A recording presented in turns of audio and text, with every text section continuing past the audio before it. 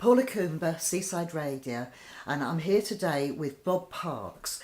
Now, Bob, you've lived here in Withernsea for a long time, haven't you? 35 years. What brought you here originally? Well, I've been in business prior to coming to live here, and we decided that when we sold the business we wanted to live at the coast, and we was all set on living at Whitby. We went to Whitby, we looked at properties there, and we'd almost agreed to buy a bungalow similar one to this, but at Whitby. But at Whitby it was half as much again cash-wise, you know. Right. And Barbara rather liked it here, and she didn't like the hilly part of Whitby. So here we are, we finished up buying this, and it turned out to be a good thing, because a few years after we'd moved here, my wife became non-ambulant and wheelchair bound. So here was a lot better with it being flat than it would have been at Whitby for her, you know. Of course, easy. So it was just fate really that turned out right. Had you had any dealings with Withernsea before you moved here? No, the only dealings that we had, I did have a coach and taxi business, and we used to bring holiday parties here to and fro. That was all, nothing more than that. But you knew it existed. Yes, So. yeah. Over the years, you must have seen an awful lot of changes around here. Yes, quite a few. Not for the better, actually. Right. Well, I don't think so, anyway. Yeah. It seems to be the general consensus. Were you here when the railways were here? No, we didn't. We missed the railway. I did know of the railway, of course, but no, that took close quite a while before we came here. What were the shops like back then? Yeah, the shopping seemed to be okay. I mean, they're all right now, but you didn't seem to have as many shut down in the winter. Most of the shops kept going all the year round, which isn't the case now. That's true. They're continually changing hands and what have you. And we have an awful lot of pound shops. That's right, yeah. So, you know, that's not a good sign, is it really? It's not, no. And sort of things like the originals, Kitty Turner's and David Skates. Yes, of course, yeah. And of course the supermarkets are all right. You can go into Tesco and you can buy everything you want in Tesco. And that's it makes life easy probably in one sense, but I don't think it's a good thing. I'd much sooner go from shop to shop and see all the smaller traders. That's right. Too much of the same sort of thing. You could be in any town. And that's right, you could, yes. Yeah. What's the difference? Yeah. Although we do have a good coastline around here. Oh, certainly, yes. Yeah. Despite the erosion, or perhaps because of the erosion, I don't know. Well, maybe, yes, yeah. But the erosion, of course, is a problem right the way up the East Coast. No matter which direction you're travelling, they've got problems with that. That's true. And putting the sea defences up, of course, protects the area there, but of course it creates more problems at each end of the... Yeah, that's right. Here, when it was mainly agricultural. Yes, yeah, and a little bit of fishing, that was the main thing, you know. It was quite nice, it was very pleasant, I'll be honest with you. I found when we came to live here, you could go outside and come back in, and when you closed the gate, you hadn't got to wash your hands after it, you know. We used to have that problem. Whenever you went out, you used to come back, your hands were dirty, whatever you touched, you know. Of course. And of course there was all the factory chimneys from the textile mills and from the coal mines. And it was always in the air. When you came here, did you bring your business here? No. I came here with the intention of just taking a job, you know. And did you get a job quite easily? Oh yes. I went. Well, in fact, I came here and I got 3 jobs, and I came home and I had nothing, and in one day I had 3 jobs. Now, that's very different from now, where there's so few jobs. Well, I'd been for an interview at the council with Mr. Roger Bellamy, who lives over the back now there, and for a job, and I wanted a job to do with transport, and yes, he considered me for a job with driving a wagon, you see, you know. But he didn't make a decision on it there and then. And I also applied for a job up at Weinstead Hospital. Right. And again they said, well, yes, we'll consider that, but of course they didn't say yes, you've got the job or otherwise, you know. And I went to Elthrington's in Hull for a driving job there. They'd just got a new articulated lorry and they hadn't got a class 1 driver. Well, I did have a class 1 licence, you know. And so I went through and I got the job. They gave me the job straight away. And I came back home and I said, Barbara, I've got the job. She says, yes, you've got 2 more. You've got one at the council and one at Winstead as well. How on earth did you decide which one to take? Well, it was quite easy, really. The one at Ellsmington's, it meant staying away for a night, which I didn't like the idea of, you know, living in digs or whatever for a night. Yes. I didn't fancy that really, but I'd have taken the job rather than not have a job, you know. Yes, and the wagon was brand new, it was a lovely wagon, you know. The one with the council was good, but I'd got to go to Skirler to pick the vehicle up every morning, you know, and then come back from Skirler, so that was travelling.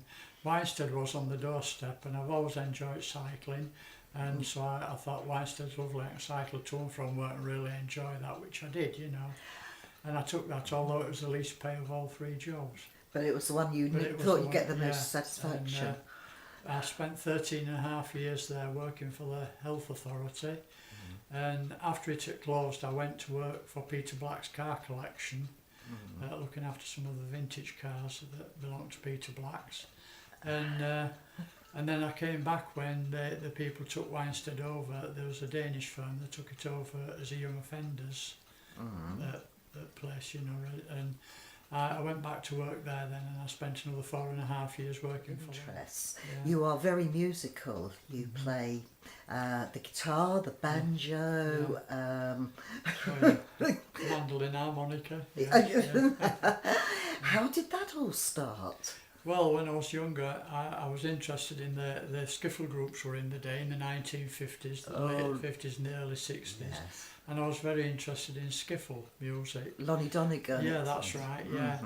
And so I wanted to learn to play an instrument, so I bought a guitar. And I learned to play a guitar myself. You taught yourself to do it? Oh yes, yeah. And I set my own skiffle group up, actually. Really? Yeah, yeah. I'll be honest with you, it's all right saying really, it sounds glorious, but it wasn't. It wasn't a success. We were no good. I'll be honest with you. I realise it. I didn't think so at the time, but I realise it now, you know. Yes. And so we finally disbanded the group, and myself and a chap called Colin Dack, who played drums and washboat for me, you know, in the group. We went to play with a group called the Calder River Skiffle Group, and we were there for quite a few years. And it was a lad called Terry Ellis that used to run the Calder River Skiffle Group, and his brother Brian Ellis, he ran a trad jazz band, and I did for a short time play trombone with them with the trad jazz band as well. So did you teach yourself the trombone as well? Believe it or not, I bought a trombone from Kitchens in Hull, and it was £5. And I brought this trombone home, and it was absolutely filthy and green, you know. Yeah. You know, that it had turned green, and it was in a shocking state. But anyway, I bought a new mouthpiece for that, you know, and that was all. Yeah. And I cleaned the rest of it up, and I didn't know until I started cleaning it up. And round the bell on the inside it says "Property of the Leeds Salvation Army." Oh, but music hasn't been your only hobby over the years. I've had too many hobbies. But one that I find absolutely incredible is that you're into windmills. Oh yes, yeah. Particularly local windmills. Well, yes, of course, the local ones raises the most interest, and of course it's easier researching because you can find more information. Handy with it being in the area, and you've also managed to visit most of them. And you can visit them and the sites, you know, of the windmills. Yeah, of course. Although not all of them are in very good condition. Oh no, now. A lot of them are just sites. But the interesting thing, I mean, you see a tower mill somewhere, and that doesn't finish at that, because 9 times out of 10, where there's a tower mill stood, there's been previous post mills stood on the same site. Which are the oak timber mills, and they stand on a post, you know. Right. Yeah, upright on a post and revolve round the post. Great big cumbersome things they were, but they worked, you know. Yes. How long have windmills been being built? Well, my records go back to the year 1200 and odd, you know, as early as that. Really? They were brought over, they weren't originated in this country. It was I can't remember exactly where they was originated, but they came over from there to this country, the idea of the windmills. You know, which again, they were very crude post mills that were built, but they did work.